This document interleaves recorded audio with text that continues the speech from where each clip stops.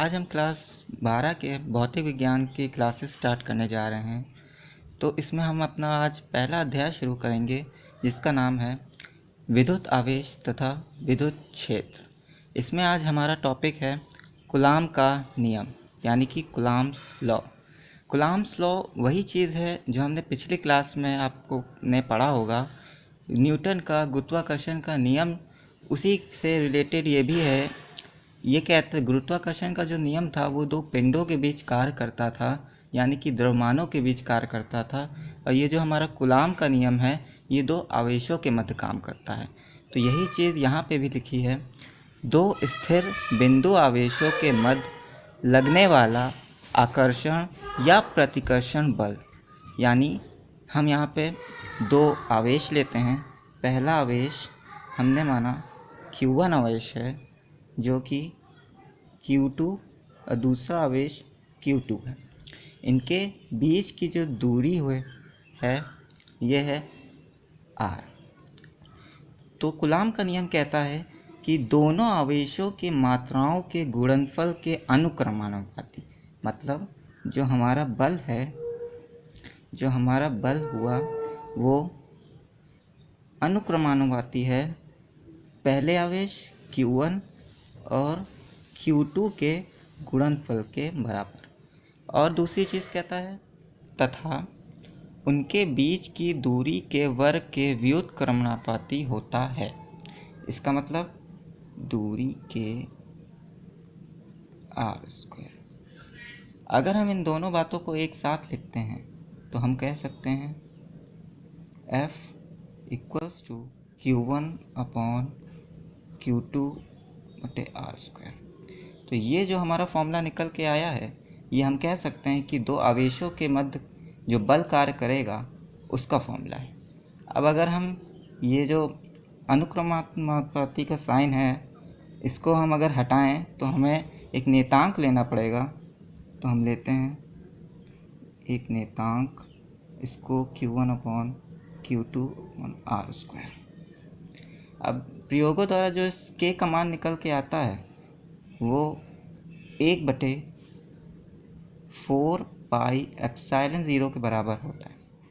तो हमने एक k नियतांक लिया जिसका मान 1/4πε0 था। अगर इस मान को हम इस फॉर्मूले में लगा दें तो ये हो जाएगा F = 1/4πε0 Q1/Q2/r²। तो ये जो फॉर्मूला हमारे पास निकल के आया है ये कूलाम्स का ही फॉर्मूला है, और इसका मात्रक क्योंकि बल है तो हम न्यूटन लिखेंगे। न्यूटन। अगर इन सभी का मात्रक निकाला जाए तो वो होगा, हम जानते हैं कि बल का जो मात्रक होता है वो न्यूटन होता है। Q मतलब आवेश का मात्रक कूलाम होता है, कूलाम। और दूरी का मात्रक होता है मीटर।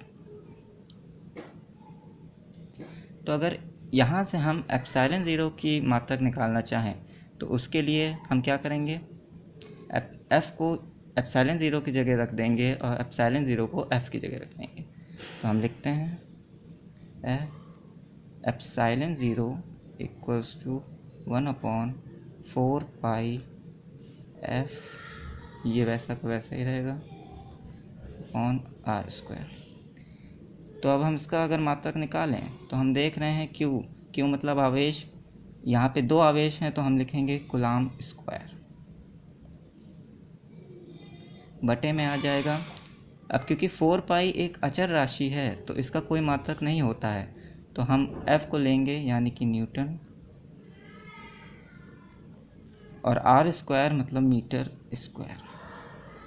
तो ये ε0 की मात्रक निकल आया है। अगर हम कभी न्यूमेरिकल लगाते हैं तो इस ε0 का जो आंकिक मान निकल के आएगा वो लगभग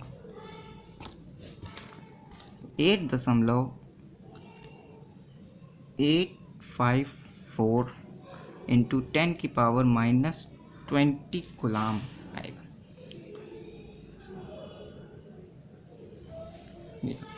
और अगर हम इस पूरे मान का निकालना चाहें तो हम लिखते हैं 1/4 पाई एप्सिलॉन 0 इंटू 1 का 1 ऐसे ही रहेगा 4 इंटू पाई की वैल्यू हम जानते हैं 3.14 होती है इंटू अब एप्सिलॉन 0 की वैल्यू रखने पर 1854 इंटू 10 की पावर -12। तो अगर इस पूरे को कैलकुलेट करते हैं तो जो हमारे पास मान निकल के आता है वो होता है 9 गुणा 10 की घात 9। और क्योंकि एप्सिलॉन 0 हर में आ गया है तो ये पूरा मान पलट जाएगा, तो हम न्यूटन मीटर स्क्वायर बटे कूलम्ब स्क्वायर। हेलो फ्रेंड्स, अगर आपको एप्सिलॉन 0 का मतलब नहीं समझ में आ रहा है तो हम आपको बता दें कि एप्सिलॉन 0 का मतलब वायु अथवा निर्वात की विद्युतशीलता होती है। तो हम लिखते हैं विद्युतशीलता होती है। विद्युतशीलता का अर्थ होता है इस Q1 और Q2 आवेश के बीच कौन सा माध्यम है जिससे विद्युत बल रेखाएं आसानी से पार हो जाएंगी, अथवा कौन सा माध्यम है जिसमें कि विद्युत की जो बल रेखाएं होती हैं उसमें अवरोध उत्पन्न होगा। तो इसी को हम विद्युतशीलता कहते हैं। और वायु अथवा निर्वात में अगर माध्यम हो, इसके बीच अगर वायु अथवा निर्वात माध्यम हो तो हम एप्सिलॉन 0 को प्रदर्शित करते हैं। तो अगर आपको मेरा ये वीडियो पसंद आया हो तो प्लीज़ लाइक कीजिएगा, और इसके अगला भाग मैं बहुत जल्दी अपलोड करूँगा, इसलिए मेरे चैनल को भी सब्सक्राइब करिएगा। धन्यवाद।